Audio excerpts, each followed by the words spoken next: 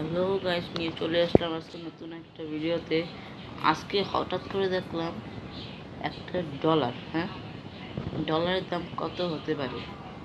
ডলারটাকে আজকে সকালে দেখলাম 119 টাকা 5 পয়সা বাংলাদেশি টাকায়। হ্যাঁ, 119 টাকা 5 পয়সা থেকে এখন কয়টা বাজে? সন্ধ্যা দুপুর 3টা 20। এই মুহূর্তে দেখি ডলারের দাম 20 টাকা বেড়ে গেছে, মানে 50 পয়সা। যদি গড়ে এইভাবে দেখা গিয়েছে, গড়ে 50 পয়সা 1 টাকা করে প্রতি 2 থেকে 3 দিনের মধ্যেই বাড়ছে। এখন আমাদের বাংলাদেশি টাকার মান কতটা কমছে তোমরা বুঝতেই পারছো।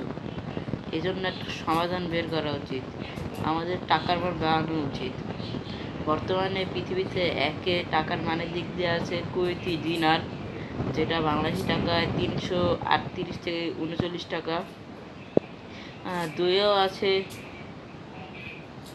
বাহরাইনি দিনার, মানে প্রথম 3টা স্থানে আছে আরব রাজ্য। একে কুয়েতি দিনার, 2 বাহরাইনি দিনার, 3 ওমানি রিয়াল। ওমানি রিয়ালের 1 টাকা 159 টাকার মতো প্রায়।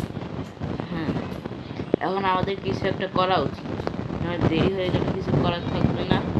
টাকার মান বেড়েই চলছে, অতএব আমাদের কিছু একটা করা উচিত।